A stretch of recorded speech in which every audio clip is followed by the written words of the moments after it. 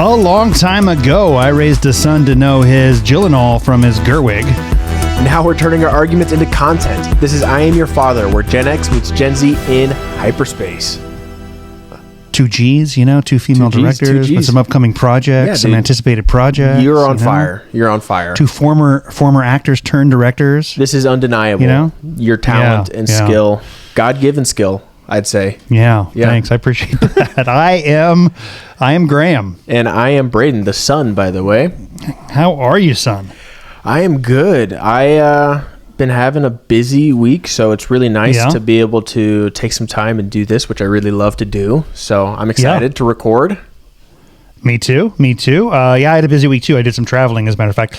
And I followed your instructions. I documented like 8 films over the course of like 3 days as I was flying to New York, flying back. The Lord's work. And got a couple good plays in while I was there too. That's awesome. Good musicals on Broadway. So very fun. Yeah. So it was mostly, I think it was 100% 2025 catch up that I was doing. Good. Just stuff that had been released later in the year, or stuff you missed. In the case of or stuff I missed. Yeah. Pretty good stuff, honestly. It was some solid viewing. That's very good. Well, speaking of 2025 catch up, we're doing the opposite for our main topic today. We are going to be looking forward to 2026. We are going to be drafting both our predictions for the most financially successful at the box office movies. So at the end of the year, we will be totaling up to see who was the most accurate. And then we are also going to be going over / fighting for our most anticipated projects of the year. And then we'll wrap it up with some homework. But we'll get to all that in a minute. Real quick, I want to keep you updated.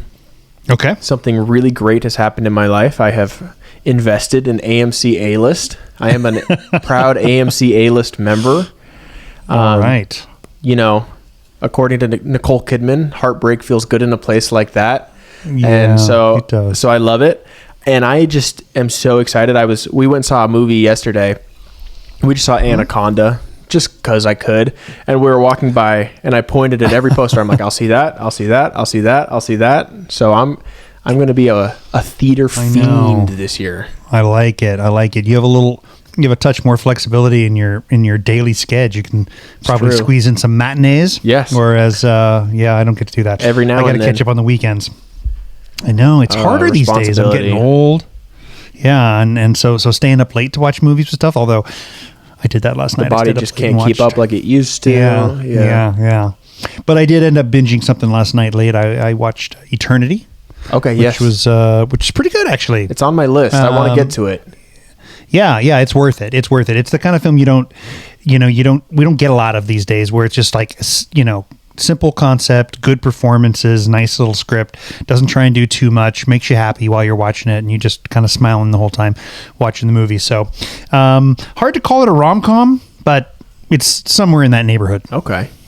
Yeah, I almost watched it last night, and then once my wife had fallen asleep, and then I realized it was probably something she would enjoy as well, so I held off. I think she would enjoy it. Yeah. Instead, I started my rewatch of 28 Years Later in preparation for Bone Temple, which I'm seeing on Friday. Very excited.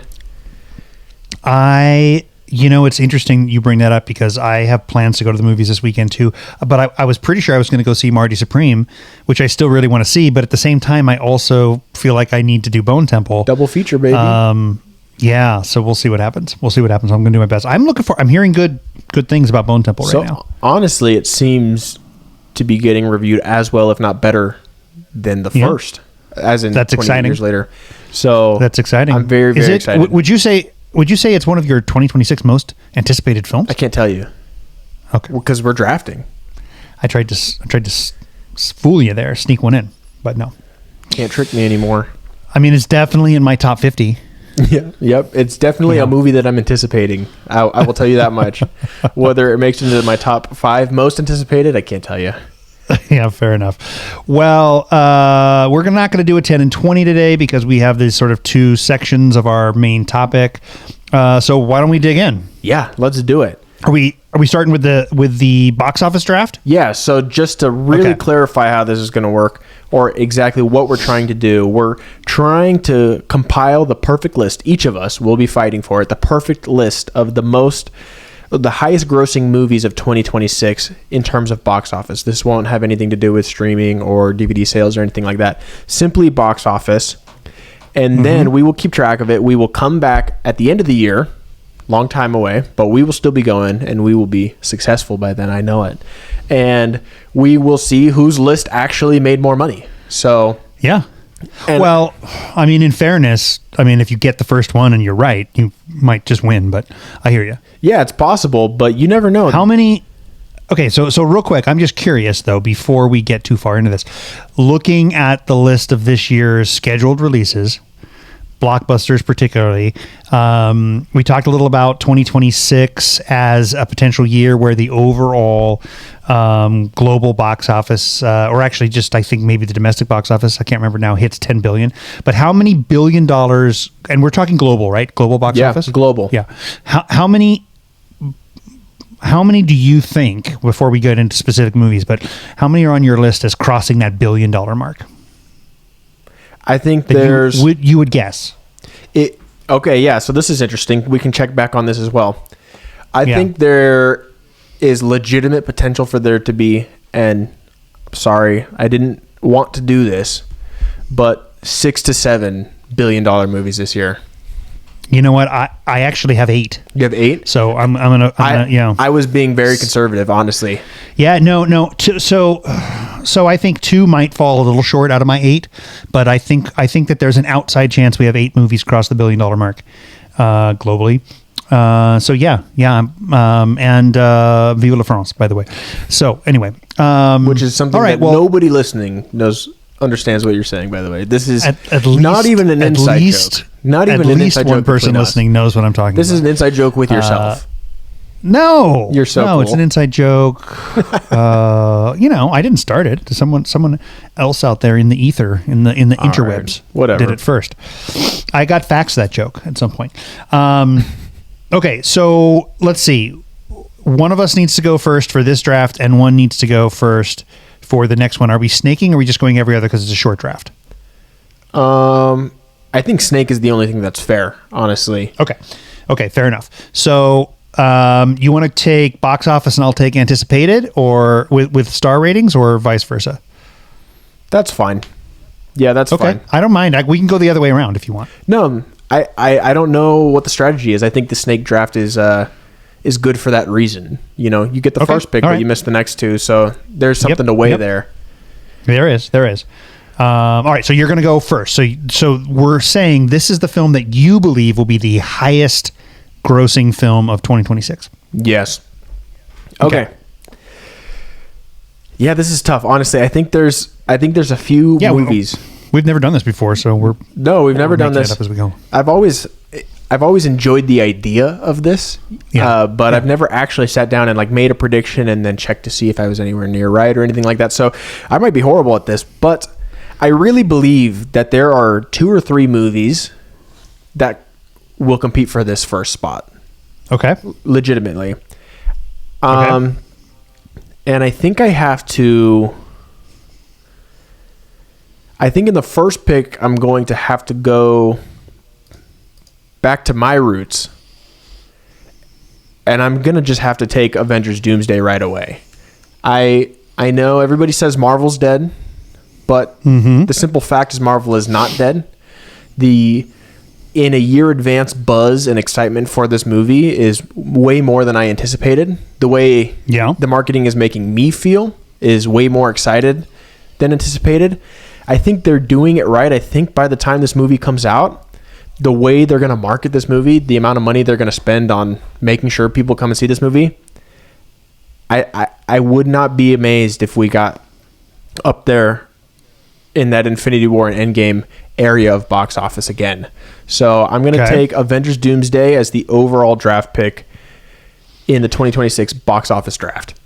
All right. Do you have a prediction in terms of the actual dollar value we're talking about here? Ooh, okay. So this isn't something I even thought about, but I like this too. We can do this as well. Okay. Okay. Well, I thought that's what you said we were... I spent time trying to do math. Okay. Well, I did no math. So you have a leg up in that section. But you know what? I'm going to say, so Avengers Endgame crossed 2. Mm-hmm. I don't believe Infinity War did. I believe you're right. Okay. I'm going for 1.8. That's my prediction. Ooh, it's pretty. Yeah. Okay. 1.8. Big Beals. Yep. Okay, that's pretty good. I was predicting a little less than that, but I still agree that I think it will be the highest grossing of the year. But I was thinking more like 1.6, 1.7. You know why I think it's going to be extremely successful too, or one of the reasons I think there will be a rewatchability factor, is I do believe that they're going to end it leading directly into Secret Wars. So I know that there will be this sense of like, I know that there will be an ending that kind of is like, oh my God, so we got to keep going back, watch it again. So that's my prediction. And yeah, I'm pretty happy. Okay. I'm happy with my first pick. Very happy, actually. Okay. All right. So now we got Avengers Doomsday as Braden's pick in the first slot. He's saying 1.8 billion. That's right there, nearly 20%, 18% of our $10 billion estimate. I guess we'll see how close we get here. Okay, so I've got picks 2 and 3. I'm sticking with you in the sense that I think that superheroes aren't dead. In the 2 slot, I'm taking Brand New Day. Yeah, great pick. And I'm predicting 1.3 billion for Brand New Day. Okay. Mind you, No Way Home made almost 2. Yeah, but I think we have a little fatigue, so I think I'm hedging. Maybe it could go as high as 1.5, 1.6, but I'm gonna be conservative here, and I'm gonna say 1.3 billion for Spider-Man: Brand New Day. Listen, I think that what Spider-Man brings us to this is the combined effort of Disney, Sony, the two different sort of worlds colliding. I realize it's all one enchilada now, but still being run as 2 separate companies. Yeah. I think that this is a zone where Holland really shines. And it's one of the few areas where he's been truly successful. I think that there is enough buzz about additional characters and taking this story in a new direction. This idea of a street level Spider-Man. I think this is going to get a lot of people excited, and I think this is going to have more legs. Truthfully, realistically, I think that the 1 and 2 slot in terms of overall superhero popularity, it's Batman, Spider-Man, and they're going to duke it out any given time for who is legitimately, so Batman has the DC belt, Spider-Man has the Marvel belt. So getting their number 1 boy back on the street, back on the webs, I think this is going to be one of the top grossing films of the year. If not, I'm going to say number 2, and I'm going to say 1.3 billion. Yeah, I mean, I think that's a great pick, and you're absolutely right. Spider-Man has global appeal. He is definitely, like you said, he's top 2 superheroes, definitely top 3, but I would argue definitely top 2. Global appeal is key here, right? I think that before the MCU, Iron Man, Thor, Captain America, these are characters that did not really have global appeal. It's arguable that they have more now, but Spider-Man is globally loved. Well, I think you accidentally hit the nail on the head, because we're not living pre-MCU. We're living in the MCU. And to quote Yelena Belova, she says, Avengers, what is this name that it carries so much power? The fact of the matter is, the last 2 Avengers movies are among the highest grossing movies of all time. Granted, there's a Spider-Man movie in there as well. All 3 of the Spider-Man movies have done phenomenal. But at the end of the day, today's day and age, and especially with the gap we've had since the last one, that word Avengers is going to bring a lot of people in. And I think in this case, it's going to beat out Spider-Man. I was going to say, is Spider-Man not the most recent $1 billion? Did we have another Marvel that crossed $1 billion since Spider-Man? Marvel? I'm not sure. Because I think that's key. I'm just trying to look this up right here. Yeah. Yeah, it looks like Spider-Man: No Way Home was almost $2 billion, And the next highest grossing film, if we look at the last 10 Marvel films, fell just shy of $1 billion. Doctor Strange Multiverse of Madness at 955, Wakanda Forever at 859. Yeah. So Marvel has not had a $1 billion movie, nor an Avenger since movie. And that is true. And we haven't had another Avenger movie. So this is their listen. If 2026 doesn't work for Marvel, Disney, They're Sony done. collectively, yeah, we can call it. Yeah, you know, you're gonna have to throw the towel in on that one for sure. Yeah, exactly. Okay, so we've got 1 and 2. All right. For my next pick, I'm going to take a film that I'm not personally particularly excited to see. I probably won't see it, to be honest, unless we decide to cover it on the podcast. But I do believe it's going to be huge. Another film with international appeal, especially all over Asia, but not just Asia, Europe, South America, North America. And that is going to be the Super Mario Galaxy film. Super Mario, the last film was insanely successful. I think this one's going to be huge too. I'm going to say it's going to be in that same range. I'm going to say 1.25 billion.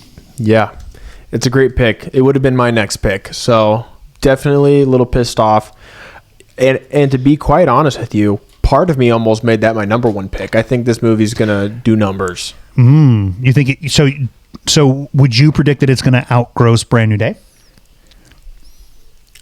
I think it's going to come down to the quality of each film. I think both of them have potential to just go on a crazy run. I think rewatchability factor is going to really come down. But I will say, Super Mario Galaxy has the kids movie factor. That's what I'm thinking too. I don't know that it's going to come down to quality. Are we really, or do we really think that Super Mario Brothers delivered because it was just that damn good? Well, it was perfectly adequate. It was perfectly enjoyable. So as long as the movie itself, what I mean is as long as it's not bad. That's what I mean. Yeah. But I think Doomsday and Brand New Day have to be good. I agree. They have to be good. I don't know that Mario Galaxy has to be all that good to do these kind of numbers. I think it could probably be a mediocre film and deliver $1 billion. Yeah. Okay. Fair enough. Well, I mean, I think I might kind of stay in this same section.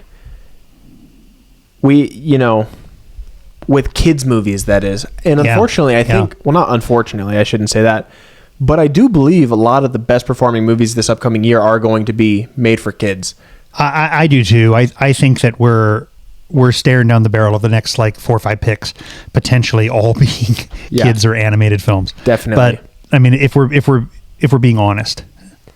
So I mean, this year 2025, the highest grossing film of the year was Zootopia 2. Now I haven't seen it.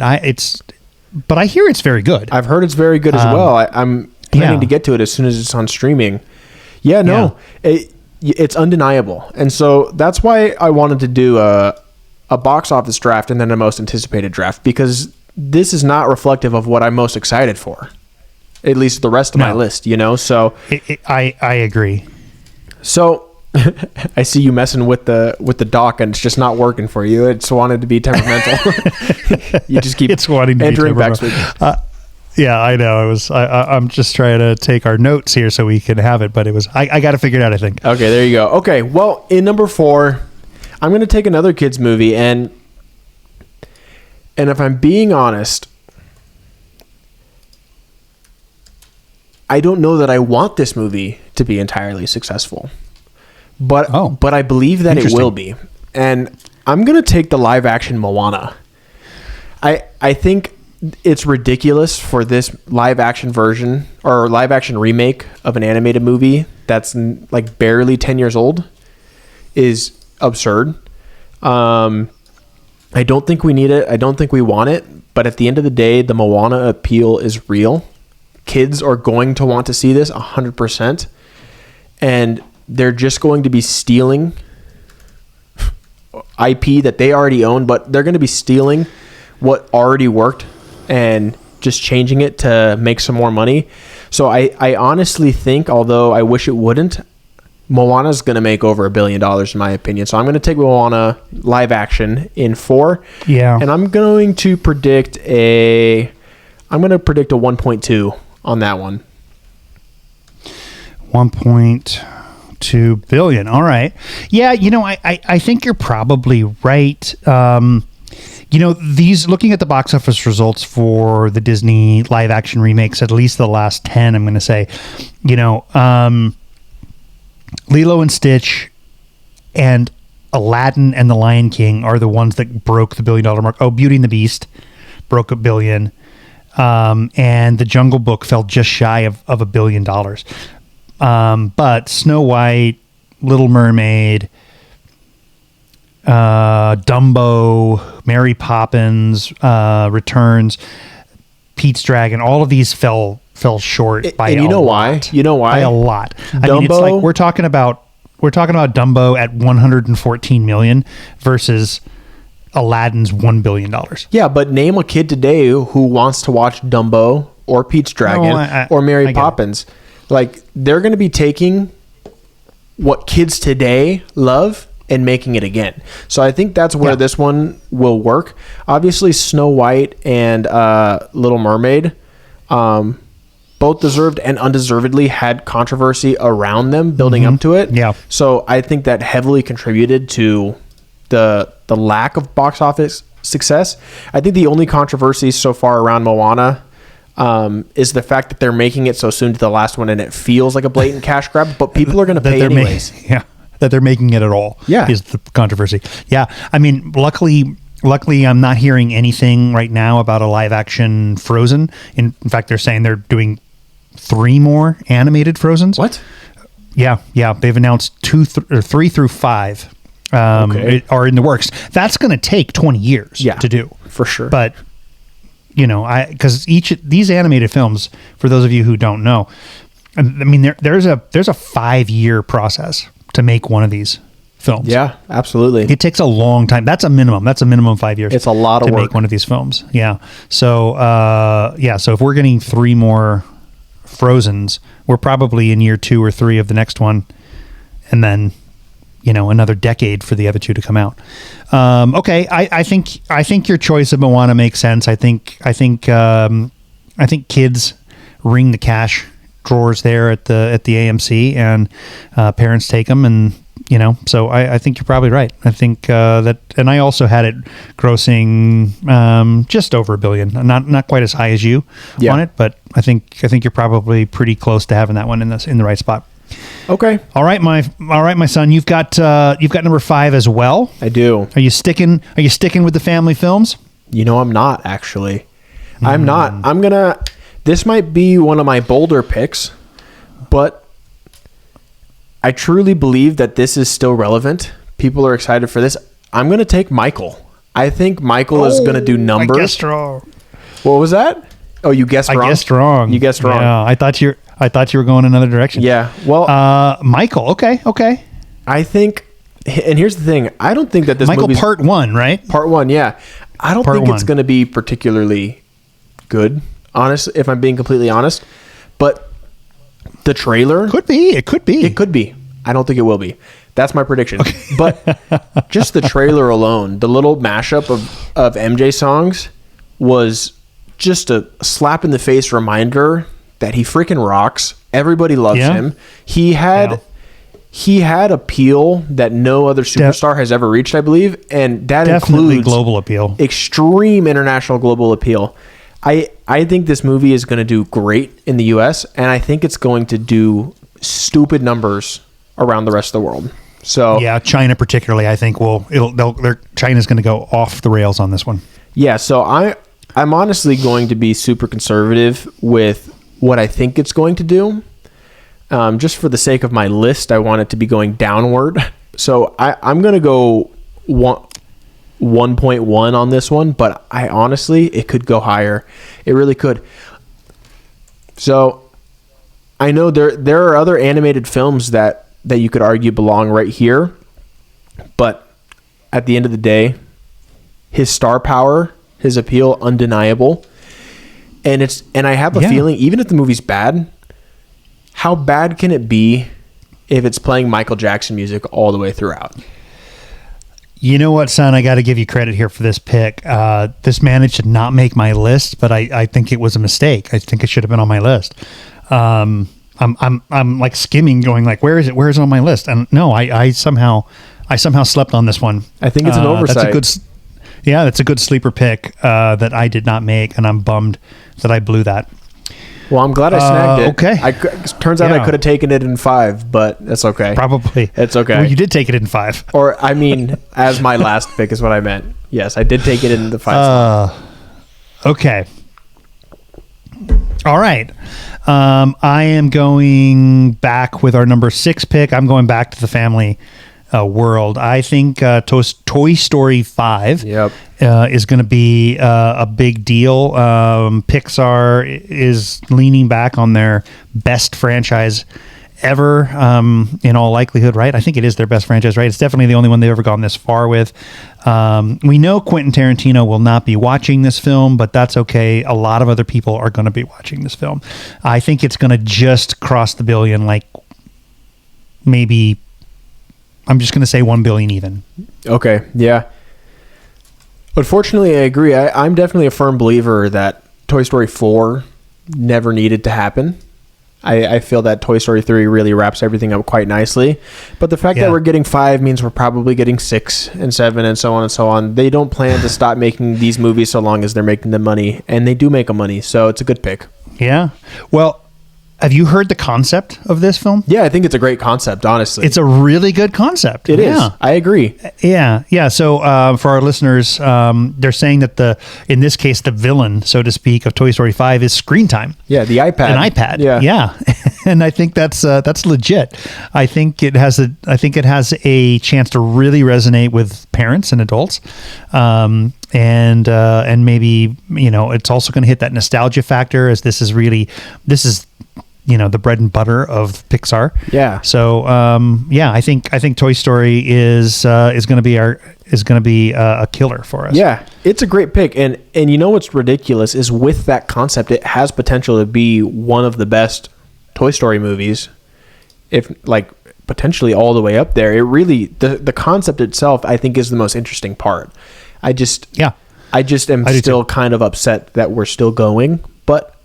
This is an example of, I feel like the story is there. I think they came up with the right idea for me to go, idea. I guess I understand. It's the right idea.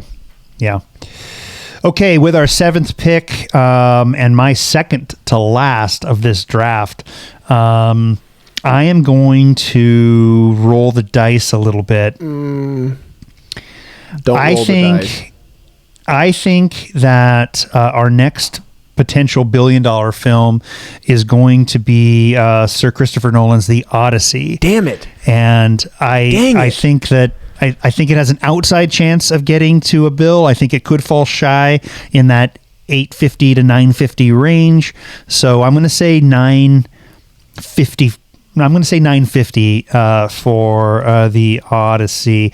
Listen, my argument here is, short of the Bible, I don't know that there is a story that has more recognition in Western civilization. Maybe Hamlet, The Odyssey, and then you've got the Bible. Like, this is so read. Everybody has to read this at some point in their schooling. It's well known. Nolan has become super bankable. He's an event director now. You don't just wait for a Nolan film to come to streaming. You have to go see it. You have to see it in IMAX. You have to see it. Ticket sales started a year in advance. I think they're going to continue to promote this.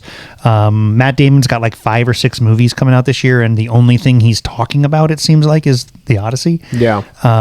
And so I think this is going to be big. I don't necessarily think it's going to do Oppenheimer numbers. I think Oppenheimer is maybe because outside of Dark Knight and the Batman movies, the Dark Knight trilogy, I mean, Nolan's films aren't exactly huge grossers.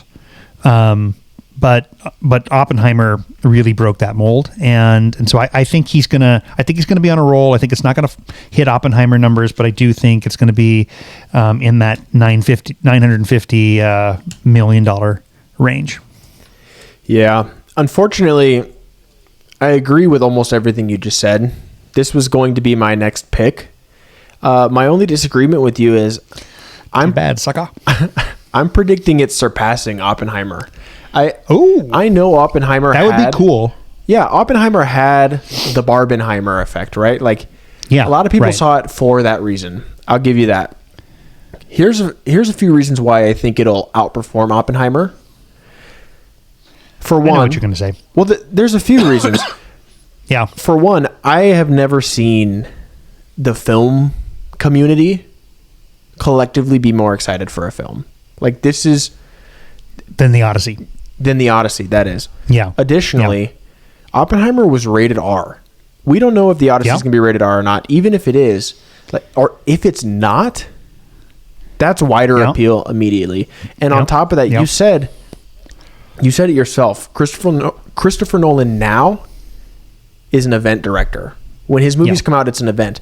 People know about Barbenheimer. He's Steven Spielberg in the 90s. They're waiting for this next movie. Yeah. They're waiting for it. So I agree. I think it has legit potential to cross $1 billion. And not to argue against myself, but it's significantly more commercial, even if it is rated R, than Oppenheimer 100%. was. I just think that Oppenheimer, again, it was a phenomenon. We haven't seen anything like that. We hadn't seen anything like that even before, and this was a post-COVID phenomenon. Yeah, So I just have a feeling he's not gonna quite catch lightning in a bottle a second time, but I do think it's going to be pretty successful. So I don't know. We'll see. I have it pretty close to $1 billion, but I'm going to say 950. Okay. Well, real quick, I should point out that I think we might be having another similar event coming up in 2026 with Avengers Doomsday and Dune Messiah releasing on the same day. Our Doomsday. Yeah. If they both hold firm on that date, that's going to be a pretty freaking cool day in cinema. Yeah, it's funny. There's part of me that hates when this happens. I'm old man. I've got kids. I'm older. Like two movies in a single day. I'm not. I don't have as much time on my hands as I used to. So I guess we'll see. But for me, it's always like one of them ought to make room for the other. You both can be successful. But I get it. They're playing chicken right now, and maybe it'll benefit them both. Maybe it'll be the biggest weekend of the box office that we've ever seen. Probably not. Okay, well, I have 2 picks now, right? Yep.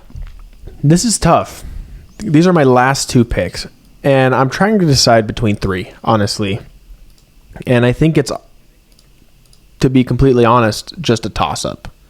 I think it's a complete toss-up.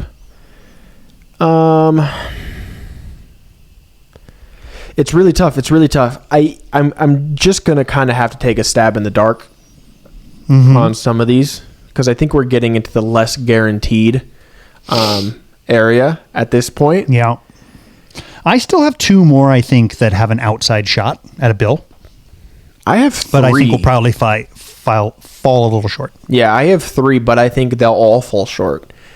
Okay. You know what? I'm going to take a kid's movie. I'm going to take Minions 3. Yeah. These Minions movies do numbers. Crazy. Yeah, that's the obvious choice. I think it's the obvious choice here. Yeah. Who knows if it'll hit that $1 billion mark? I hope it does, just for the novelty of the year. Like, I would love for 2026 to be the year where freaking 10 movies broke $1 billion. Like, that'd be so cool. It'd be great. It'd be just the biggest "we're back, baby" ever. Yeah. So that'd be awesome. So in that sense, I would love for it to do well. I would also love for it to do well because it's on my list now, and I'd like to beat you. But I think the last one fell just short. The first one made well over $1 billion. So, and those are the Minions movies, not the Despicable Me movies, which have also done extremely well. So at the end of the day, I think Despicable Me captured lightning in a bottle with the Minions, and they've been capitalizing on it ever since. And so I think Minions 3 is extremely likely to get up into that $950 million range is what I'm going for. 950. Same as your Odyssey prediction. Yeah. I think you're right. I think the obvious pick out of what I had left, now it's a little more difficult. Yeah. I mean, you're right. It looks like the first Minions movie was almost 1.2, 820 of which was international. Yeah. So, I mean, this is definitely a franchise that has international appeal and is going to get Europe and China and Japan and other countries like that really excited about it. I'm for some reason, when I just did a quick search, I don't want to waste any more time. I didn't get the number for Rise of Gru. I think it was in the 900s. I think it was close to 9.5 itself.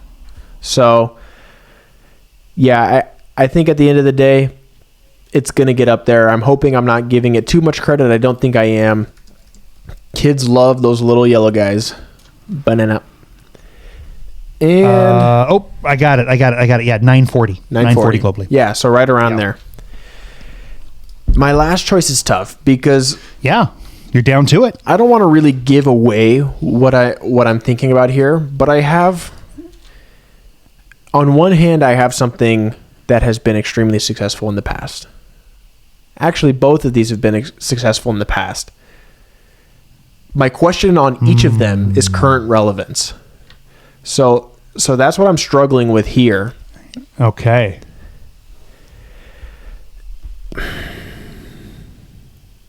You know what? Yeah. It might bite me in the butt later on. It really might. Roll the dice, baby. But I have to. This is a 50-50 shot in my eyes. So, I'm going to take, I think, what I'm a little more confident in. I'm going to take Jumanji 3 in my last slot. The last Jumanji movie, I think, also made in the 900 millions, if you can fact check me while I'm talking. But now my question of relevance is the fact that it's been, I think, 5 or 6 years at this point, maybe even a little more, since the last one. And it also seemed like there was a drop-off in quality from the first to the second. Is this our third? This is our third. You said that already. This is our third, yes, our third Jumanji. Okay. Additionally, the next level did 800 million. 800 million, okay. Additionally, it ends on a cliffhanger, and then we just never knew if we were getting another one. That might help a little bit. They're changing up the concept. They're bringing back the core cast. I think it's going to do really well. Is it still as relevant today as it was when the last one came out? I'm really not sure. Certain actors have less appeal, I would say, these days, and so that might hurt it. But I'm predicting a $750 million box office for this movie. Okay. 750 mil for Jumanji 3. So The Rock coming back, giving us another big, global phenomenon, right? Yeah, absolutely. Okay. I think that's a good choice. It was definitely high on my list. But I do think that you left the door open for me on one that I think is going to potentially outgross. Yeah. When you mentioned relevancy too, though, I thought you might go a different direction. I thought you might say Mandalorian. Okay. That is what I was going to say. Yeah. Okay. Fair enough. I thought you were leaning that. You know what? And I think that would have been a big mistake. I think that's going to fall real short. I think so too. I'm worried that it's gonna shit the bed. I'm thinking maybe 400, 500 million, and nowhere near this $1 billion mark. This is. I mean, Mandalorian and Grogu is going to have to be so damn good, or somehow really go the other direction and go so dang kid friendly that it just becomes the Kids' Choice Award winner, so to speak. That none of us want it to be. Yeah, that none of us want it to be. That none of us adults want it to be, for sure. Okay, so then with the 10th pick, after you took Jumanji, I'm gonna give the adults a little bit more credit here as well, and I'm gonna predict Dune 3 in our last slot. I think it's probably gonna be only in the high 6s to low 7s. 2 made 715. Yeah, but one was only 433, right? But one was during COVID, right? Yes. So it was an extremely limited release. I mean, I was lucky enough to see it in the theater, and I felt like it was like the movie theaters opened for one weekend and then they closed again, and I was able to sneak in and see Dune. Or was it was Dune, 2021. Okay, so I think I'm gonna I'll keep us close here. I'll say 700 million for Dune 3. Okay, yeah, I think it's a good pick. I think the movie is going to be successful, and I think it could potentially build off the last one again. I think it's going to come down. I know I said this earlier, but I think this one actually really is going to come down to quality. I think part of the reason Dune 2 was so successful was because there wasn't a person alive who rated it anything other than a 5-star for the first 2 weeks it came out. Like that's all you heard. It was that it was a perfect movie, the best movie of the century, you know. So when this third one comes out, it's going to have to be getting similar praise early on, I think. But I think I'm not extremely familiar with where the story goes from this point on, but I am aware of a few things, and I think there might be a few inherent story choices that they have to go with that are going to make it potentially not as good as 2. I don't know. Yeah, you could be right. I'm a little worried about the story myself. I have not read that particular book, only the first 2. So we'll see. My understanding is it gets a little weird by the time we get to Messiah. And so, I guess we'll see where it goes. Yeah. Okay. Well, I think that's a pretty good list. I still think it's going to make the top 10. Yeah. We'll see. Okay. Well, let me run through some honorable mentions, and then I'll have you recap our list real quick if you're cool with that. Yep. Let's do it. These are all other movies that I think will do well and have potential to do really well. I think Project Hail Mary is going to do surprisingly well at the box office. By the way, I read that book. Phenomenal book. You should read it. I did read it. Okay. I did read it. Yeah, I think I agree with you. It was a phenomenal book, and everything that I've seen trailer-wise has got me really excited. I don't know that I think it's going to do those kind of numbers, though. I think sub 5, but we'll see. Okay. Then additionally, we mentioned Mandalorian and Grogu. I don't know that I don't think it'll perform extremely well, but you just never know with the Star Wars movie. First Star Wars movie in the theaters in a long time, so you don't know. Mm-hmm. I think Disclosure Day will do pretty decent. Supergirl will do around Superman numbers, if not better. I think Hunger Games is obviously going to do well, and Narnia, whatever that ends up being, I think. Or is that for Netflix? It is. So in that case, I have a feeling that unfortunately, they are giving it a 2-week theatrical release. From what I understand, and I think only one of those weeks is IMAX. Yeah. So I could be wrong about the IMAX piece, but yeah, I think unfortunately the Netflix aspect of it is going to hinder it from hitting those numbers. Yeah, unfortunately. I mean, it could be one of the most popular films of the year, but it's just we're not gonna see it at the domestic or international box office. Yep.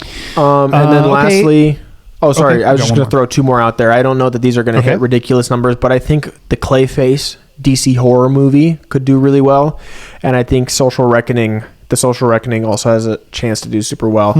Not as well. Those are on the lower end. And real quick, just going back to Project Hail Mary, I just looked it up. The Martian, story by the same author. Did 630. That is no small number. So now we have Ryan Gosling attached, who's on, just on fire right now in the public eye. Yeah. The trailers look really beautiful, really fun. So I think it'll do really well. Okay. I think I'll throw out just a few that I think could perform well that you didn't mention. I think The Devil Wears Prada 2 has a chance to be a pretty big movie this year. Really activating a whole other audience than a lot of these other films that we've talked about. I think that the new Resident Evil film has a chance to be particularly good. This is directed by the guy who did Weapons, and could be pretty interesting. And then The last two I'll throw out that I think have a chance to do some decent box office would be Wuthering Heights. They're marketing the crap out of this film. They are. And then the last one, my sleeper choice is going to be Masters of the Universe. I think I forgot about that. Yeah. That it could be big. It could be. But the question will really come down to at that point of, do the kids give a shit? I don't know that they do. This has not been something, so for this to be successful, it's going to have to be really nostalgically popular. Yeah, absolutely. That or somehow really, to go back to the metaphor I used earlier today, to really catch lightning in a bottle with the kids. But I think it has a chance. So those are some of my honorables. Okay. Well, real quick, in like 1 to 2 minutes, why don't you recap our lists and then we can dive into the next portion. Yep, absolutely. Okay, so our number one pick for the top grossing film of 2026, Braden drafted Avengers Doomsday, predicting around a $1.8 billion box office. I came in with the 2 and 3 pick. I chose Spider-Man Brand New Day, 1.3 is my estimate, and Mario Galaxy, 1.25 billion in the 3 slot. Braden came back. He's predicting some live action Disney success with Moana. $1.2 million. Go The Rock. He's making 2 appearances on this. 1.2 billion. Sorry, he's making 2 appearances on our list this time around. In 5, Braden took Michael Part 1. Personally, my thought of a good sleeper pick. I think it might be a little high on the list, but a good sleeper pick. In the 6th slot, Pixar's coming back with Toy Story 5. They're bringing out their big dog there with the Toy Story 5. I think around $1 billion. And then I followed it up with Sir Christopher Nolan's The Odyssey. I'm predicting about 950. Braden thinks it could go even higher than that. But we both think this is going to be a hugely successful and hugely commercial film, especially if it gets that PG-13 rating. In the 8th slot, Braden gave us Minions 3. We both think that'll be just around that $1 billion mark, maybe just a little sub $1 billion mark. And then he closed out his list with the number 9 pick of Jumanji 3, The Rock's second spot on this list. And then I finished us off 10. I'm thinking Dune 3, Dune Part 3. Timmy and Patterson and others are going to be helping us out. Don't forget Zendaya. I mean, come on. This is going to be good. No, absolutely. So Doom Part 3 in the 10 slot, we think around 700, maybe a little bit more. Braden thinks he could outdo even Oppenheimer numbers, which would push it up over $1 billion, I think. So that's our list, our predictions for the top 10 grossing films of 2026. It's a good list. Yeah. And we'll revisit a year from now. Yeah. I would be excited to honestly just track progress of movies as they come out and be like, oh, this one's on your list. How's it doing? And so forth. I think that could be quite a bit of fun. You know what? Yeah. Real quick before we jump into our most anticipated movies, I just want to read you the movies coming out this year. This isn't all of them. Yeah. But these are just the ones that I recognize by name, honestly. Mm-hmm. And this is just absurd, okay? Bear with me. Don't interrupt because it'll take too long. We have, coming out in 2026, starting in January, obviously, this is going to be somewhat in order. We Bury the Dead, Is This Thing On?, Greenland 2 Migration, Primate, 28 Years Later, The Bone Temple, Mercy, The Testament of Anne Lee, Send Help, Dracula, The Strangers Chapter 3, Goat, Good Luck, Have Fun, Don't Die, Wuthering Heights, How to Make a Killing, Scream 7, The Bride, Pixar's Hoppers, Peaky Blinders, The Immortal Man, Project Hail Mary, Ready or Not 2, Here I Come, The Drama, The Super Mario Galaxy Movie, Normal, Michael, The Devil Wears Prada 2, Mortal Kombat 2, The Mandalorian and Grogu, Masters of the Universe, Disclosure Day, Scary Movie 6, Toy Story 5, Jackass 5, Supergirl, Minions 3, Moana Live Action, Christopher Nolan's The Odyssey, Spider-Man Brand New Day, Cliffhanger, Coyote vs. Acme, Clayface, Avengers Endgame is re-releasing in theaters, Digger, The Social Reckoning, Street Fighter, The Cat in the Hat, Godzilla Minus Zero, Ebenezer, A Christmas Carol, The Hunger Games, Sunrise on the Reaping, Meet the Parents 4, Fokker-in-Law, Narnia, Violent Night 2, Jumanji 3, Avengers Doomsday, Dune Part 3, and Werewolf. And there are like 50 other movies that some people are going to be mad weren't on this list. Yeah. That is insane. Yeah. I think you listed off about 30 sequels in that list too. Yeah. Mind you, December... Heavily sequeled. Yeah. December, obviously we have Avengers and Dune coming out. But July is going to be pretty crazy box office wise with Minions, Moana, Spider-Man, and The Odyssey all coming out in July. We are going to be broke in July. Yeah, for sure. Well, that's why you got that AMC membership. Exactly. I'll be seeing all of them. All right. Well, we are pushing an hour before we get to our second segment here. So some of these movies are going to be repeated from our first list. So we'll skim through some of that. But we're going to start our draft now of our 10 most anticipated films of the year, as well as our prediction for quick prediction on our star rating. We're going to go with a 1 through 5, including half stars. None of this 7-star nonsense. Okay. Okay, so we're switching up the order here. I'm going to go first, and I'm going to take what I think is the obvious choice as well. I'm going with The Odyssey. So I've got it on both my lists. But this is, without doubt, my most anticipated film. I'm pretty sure it's yours, too, so I'm pretty sure I just stole this from you. And I am guessing 5 stars. I think this is going to be a 5-star for me. I'm pretty excited about The Odyssey, and I also think it's going to be successful. Yeah. Oops. Unfortunately, of course, it was my number one pick. Of course. There's no other option here. Nothing even close to how excited I am for The Odyssey. So that definitely hurts. I knew I was never getting it, so I've already made my peace. I grieved in private while you were talking earlier. But it sucks. It really sucks. Yeah, The Odyssey, I'll just say I'm predicting a 5-star rating as well. It's going to be incredible. There's no doubt in my mind. Everything leading up to it so far has told me that. So it's going to be great. But, all right. Okay. Fantastic. I'm glad it's on my list and not yours. Yeah. Why don't you give us your, outside of The Odyssey, your top 2? Yeah. So for the second pick, my first pick, I'm going to be taking Avengers Doomsday. I feel like a kid again in a great way. I'm so excited for another Avengers movie. There are things I'm iffy on, but at the end of the day, I'm more excited as a superhero fan than I have been in, like 4 years at this point. Yeah. So it's a really fun feeling to feel this again. We have the Russos back at the helm. They're responsible for my favorite Marvel movies. They know how to make these movies really well. They know how to deal with these large casts, tell large scale stories. So I think it's going to be really good. This might be optimistic. I'm predicting a 4.5. I think it has the potential for it. So that's my hope. I would call it a hope over a prediction, honestly, but yeah. I'm allowing myself to be optimistic for the first time in a while. Fair enough. Well, like we said, if this recipe doesn't deliver us a tasty meal, then the restaurant has to close. Yeah, unfortunately. So, you know what? I got the next pick as well. In 3, I'm going to take Dune Messiah, Dune Part 3. I am so incredibly excited for this movie. Adding Robert Pattinson to the cast alone makes me more excited.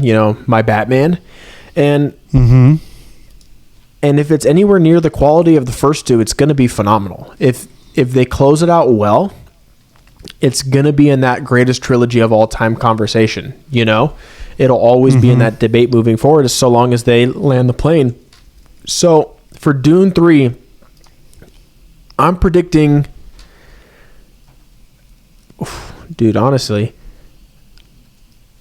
I'm honestly predicting a 5-star rating for Dune 3, which is funny because I'm anticipating Doomsday more, but I'm anticipating a higher rating for Dune Part 3. The quality. Yeah. Yeah. I don't think that's crazy. I think that makes sense. Okay. I think it'll be a better film. Yeah, it will be. Yeah. Yeah. It just will be. And I think honestly for me, I might have it a step ahead of Doomsday in terms of my my personal interest. That's fine. That's understandable. But those are both good picks, and I agree. And I mean, but listen, if we're right there, if we get The Odyssey and if we get 2 5-star movies this year, did you have any 5-star movies in 25? I'm trying to remember now if I did. I don't think I did. I actually don't think I did either. No, I only had the highest I got was 4.5. I've had a few years with double 5 stars, but it's rare. Yeah. 2023 was a double 5-star for me with, or is it 2023?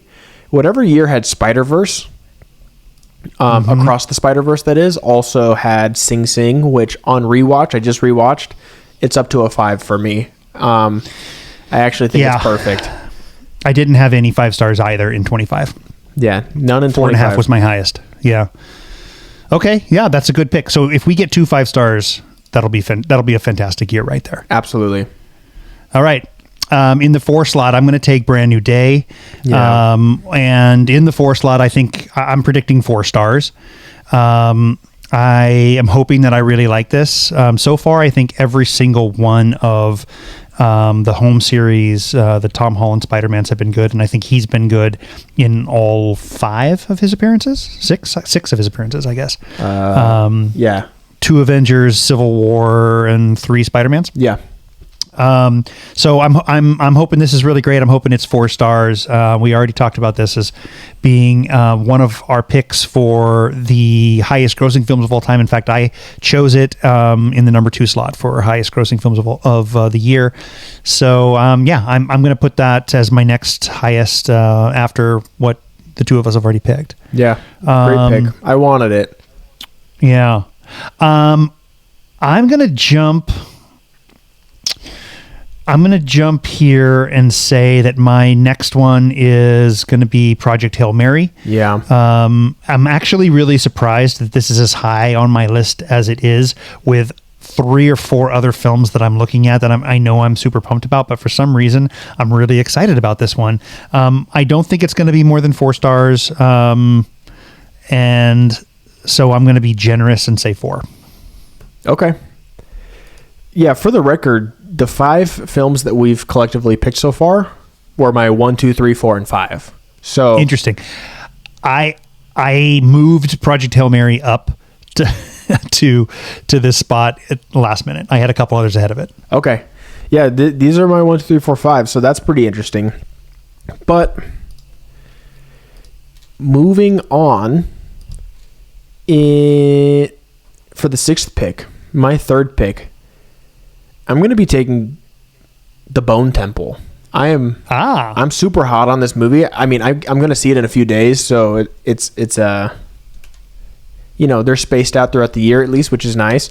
I was so extremely surprised by 28 Years Later. I thought it was really phenomenal, and 28 Years Later, Bone Temple is getting some crazy buzz, really phenomenal reviews. So I'm super on board with this movie. I'm super hyped for it. And I think it's going to be really high quality. I'm predicting a 4-star on this one. Which is what you gave 28 Years Later as well. We both gave it 4 stars. Yes. So you think it'll be as good as the most recent franchise entry? Yeah, I think it has potential to be better. We'll see. And I'm going to finish my rewatch of 28 Years Later before I go see the new one. I started it last night, fell asleep really quick, so I'm basically just going to start it over again. So we'll see. Minus 1/2 star. We'll see how my rating will go on the last one, if it changes at all. But for now, Bone Temple is one of my most anticipated of the year, definitely. Okay. And you know what? I don't think that this next one's going to be on your list. But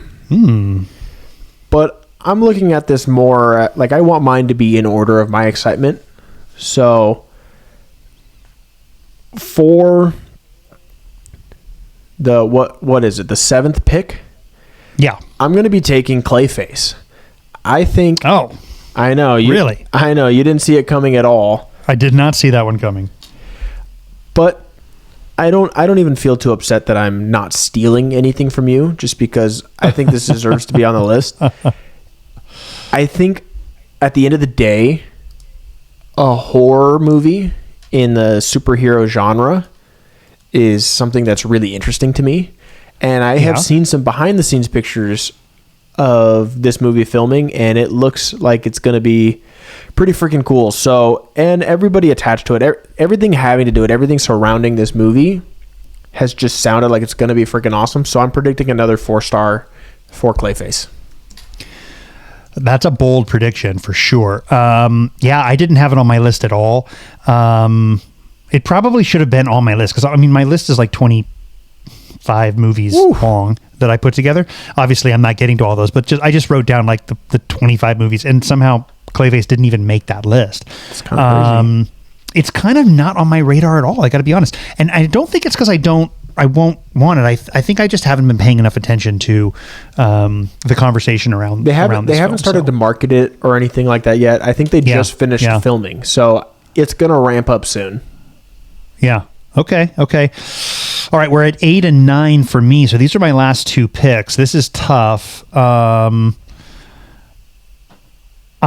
am gonna go with. I'm gonna go with the collaboration that we never thought we'd see between Fincher and Tarantino. I'm going to go with The Adventures of Cliff Booth as my next most anticipated film. I mean,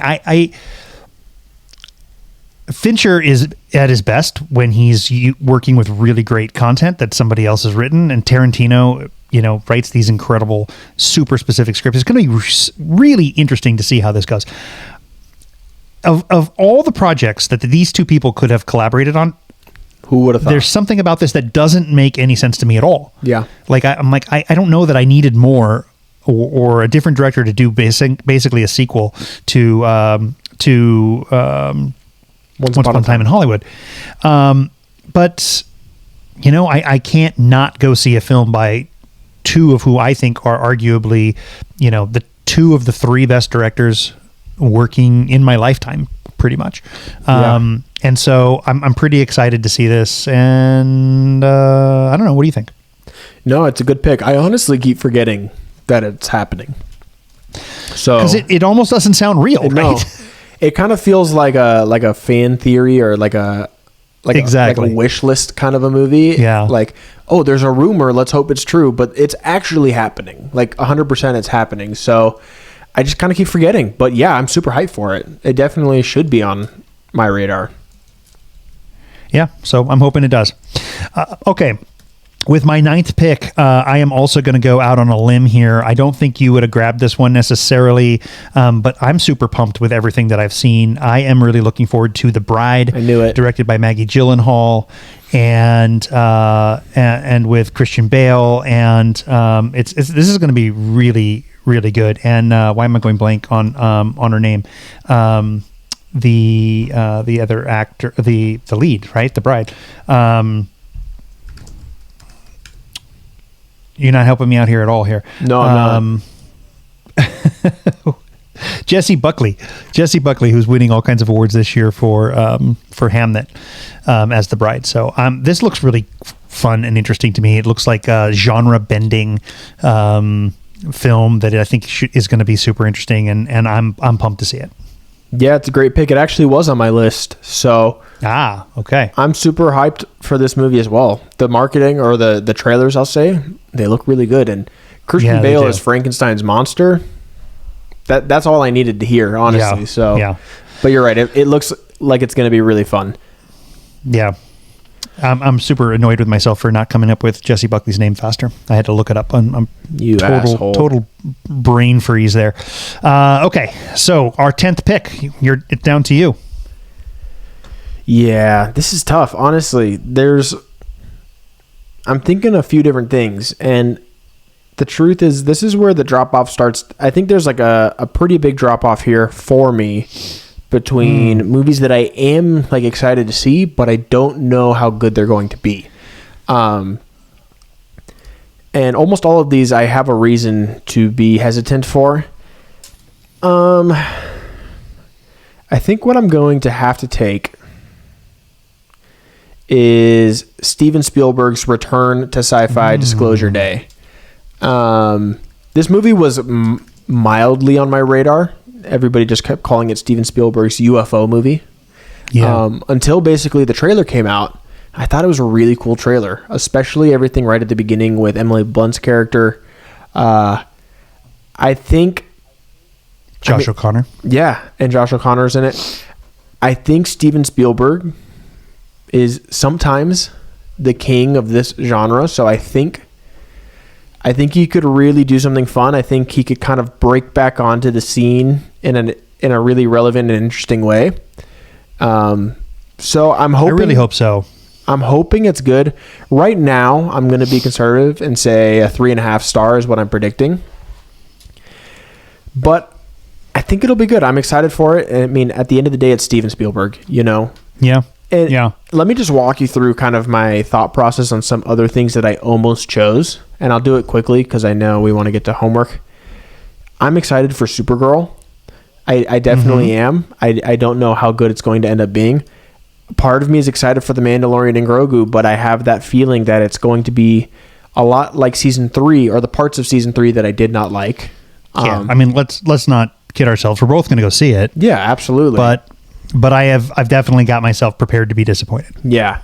And then just a few more. The Social Reckoning was at the top of my list until I found out everybody was being recast and it wasn't going to actually be a sequel, just kind of like a spiritual sequel. Not on board with that. That really tanked my excitement for it. Godzilla Minus Zero, I think, has potential to be awesome because Godzilla Minus One was pretty cool. The Hunger Games is going to be exciting, but it's not a franchise that I'm like dying to see more of. And then lastly, a movie that I really did consider to be on this list is Narnia. I'm just still hesitant. I'm hesitant for a lot of reasons, and I'm just kind of prepared to be disappointed in that one as well. I don't know that I will be, but my heart is telling me that I'm probably going to be a little disappointed or a little let down. I don't know. Okay, so I'll run through a few of my honorable mentions, but I think that the Narnia movie, The Magician's Nephew, is the one that you should have picked over Disclosure Day. I think it has a higher chance of being good. I hope Disclosure Day is good, but I have it in the same bucket as Mando. I'm worried that it's not going to be as good as I want it to be. I'm looking forward to Robert Eggers' new film Werewolf. Yeah. I'm looking forward to the Resident Evil film, as I mentioned. I think this one that's coming out, I think this month, or maybe next month, Good Luck, Have Fun, Don't Die, looks really fun and interesting. Also, the new Netflix film, The Rip. And then Inarritu's new film, Duggar, is got an insane cast, and I'm really looking forward to it. Crime 101 with Helmsworth, and then another one that seems really interesting to me called How to Rob a Bank. This has got Nicholas Hoult and Anna Sawai and Kravitz and John C. Reilly, and it's got a great little cast. It's by the same director that did Bullet Train. I think it could be really interesting. So those are some of the ones on my honorable mention list. So after we've run through that, why don't you go through our top 10 most anticipated films of 2026 for everybody? Yep. I like everything you just said, and I agree with most of it. So for our 2026 most anticipated film draft, Graham started us off with The Odyssey. He stole it from me. It's mine too. In 2, I took Avengers Doomsday. It's fun to be a Marvel fan again at the moment. In 3, I took Dune Part 3. I think it'll probably be phenomenal, and it's really going to crank it up into the best trilogy of all time conversation. In 4, you took Spider-Man Brand New Day. A great pick. We're very excited for this movie in a lot of ways. In 5, Graham took Project Hail Mary, a movie we're both very excited for, coming out soon. It's going to be good. Great book. In 6, I took 28 Years Later, The Bone Temple, coming off of 28 Years Later. It's going to be a really good zombie movie. In 7, I took a sleeper with Clayface, a DC horror movie. I think it's going to be creepy and gross and very, very awesome. In 8, Graham took The Continuing Adventures of Cliff Booth, the David Fincher directed sequel to Tarantino's Once Upon a Time in Hollywood. It sounds like I'm wrong, but I'm right. It's going to be interesting for sure. In 9, you took The Bride, Jesse Buckley. I'm excited for this movie too. I think it's going to be super fun. Christian Bale is Frankenstein's monster. That's a pretty good selling point right there. And in 10, I took Steven Spielberg's return to the sci-fi genre with Disclosure Day. I'm hoping it's good. I don't know. It might not be, but I am very excited for it. And that is our most anticipated films of 2026. Yeah. So 6 of the 10 films that we predicted to top the box office in 2026 did not make our most anticipated list. Because they're just going to be more commercially accessible. Yeah. I'm just saying. We've got some good ones on here. I'm excited. I think everything you picked is good. The only I'm a little lower on Clayface and Disclosure Day, but hopefully I'm wrong and they're both really great. Yeah, I hope so. So, yeah. All right, we are ready to talk about some homework. We are. All right. You gave me Only the Brave. You know what? I really liked this. I liked it a lot. It was a lot better than I expected it to be. I think that I'd seen trailers for it, and it just looked really formulaic to me. It looked like, you know, you could have subbed in Mark Wahlberg into any number of these parts, and it would have just been a mediocre, melodramatic movie. Yeah. But it wasn't. It was not that. Kaczynski delivers again on a film that, really promotes masculinity in all of its positive aspects. Right. I think. Right. I enjoyed this. I think it was one of like 3 Miles Teller movies I saw this week. I thought Brolin was absolutely fantastic in this. The story was great. I really liked Jennifer Connelly. I wish she'd been given a little bit more to do, but I really liked her a lot. And then Jeff Bridges just showed up and just really made me happy. Up until they all made me cry. Yeah. And this is a really good pick. I gave it 4 stars. Nice. I was expecting maybe a 3, but honestly, if I'm being honest, I was really kind of expecting like a 2.5 on this, and I liked it. So check out Only the Brave if you haven't got a chance to see it, and you're a fan of F1 and Top Gun Maverick and some of his other films. This is definitely good, adrenaline filled and emotional, and you can watch it on Netflix. Nice. Well, one of the top Letterboxd comments was, "Thank God Mark Wahlberg never got his hands on this story." That's the perfect comment. I think you hit the nail on the head with that one. Yeah. So I'm super happy you enjoyed it. It kind of caught me off guard as well, how good it was. I thought it was really good. Yeah. I also gave it a 4-star rating. Yeah. Excellent. Well, good recommendation, son. Thank you. You gave me Out of Sight, starring George Clooney, and I had no idea what this was. Honestly, I think the poster is really bad, and that's the reason I've never watched it. I've seen it in your iTunes library, and I never turned it on because the poster's bad.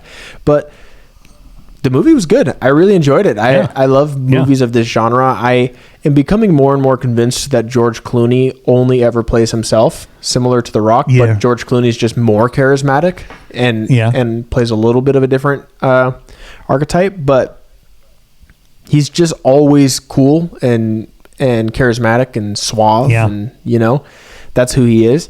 So that's dialed all the way up to 11 in this movie, and it works for sure. I think it's really good. Sure. I gave it a 3.5 star. Okay, that's fair. Listen, don't sleep on Soderbergh as a director. No. I feel like maybe you haven't got a chance to see as many of his films, but I know you've seen a few that you've liked. This is one of my favorites of his, and then it's based on an Elmore Leonard novel. So it's a really good pedigree that came together, and I think it's a lot of fun. I'm glad you liked it. Good. You want to give me my assignment for this week? Yeah, we're going to stay with the Clooneyverse here. Okay. You're going to see another Clooney film. Michael Clayton. This one is written and directed by Tony Gilroy, our boy from Andor, and who put together Andor. This is considered his I think cinematic apex, and oftentimes one of the most highly recommended scripts that people consistently say, like, if you want to learn how to write a script, you got to read the script for Michael Clayton. Okay. Really good. I don't want to tell you anything about the plot or the story or any of the other actors, but yeah, Tony Gilroy and written and directed, and so I think you're going to like this. Okay, sounds good. Well, my homework for you this week is kind of a cheat, but that's not my fault. It's your fault. And I'm giving you Neja 2 again. It's now on streaming. I gave this to you like months and months ago. I gave this to you. That's true. And you weren't able to get to it because limited release in theaters, and obviously it wasn't on streaming at that point. But now it is. I think it's on HBO. If it's not on HBO, you're right. Okay, HBO. Yeah. And watch it. I think if you want to do it with subtitles, it's probably better that way. I saw it English dubbed. Rather than dubbed? Yeah, I saw it dubbed, and that's one of the weak points for me is some of the dubbing I think is kind of weak. So if it gives you the option to watch with subtitles and you're willing to commit that level of attention to it, which I think you should for your homework, I would say do it that way. Yes, Professor. Yeah, you know, the dyslexia oftentimes really slows me down on subtitles. Okay. But I try as hard as I can to do them, but especially when it's a film in Mandarin. I think this is in Mandarin, right? Yeah. And it's so fast, but I will do my best to keep up with subtitles. Thank you. Okay, I'm glad the dub is still good. The dub is still good. Yeah, fair enough. Well, you're giving me a chance as a do-over here. It was probably like 6 months ago that you gave me this, and I had to come to class without my homework. Yep, I'm willing to give you up to 50% on this grade. Appreciate it. I'm going for extra credit if I can. Okay.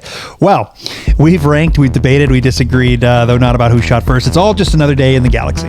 So whether you're Gen X, Gen Z, or somewhere lost in the timeline, please continue to listen, like, share, and subscribe to I Am Your Father. Until the next episode, remember that with great power comes a great second breakfast, but winter is also coming, so may the Force live long and prosper with you. I love you 3000.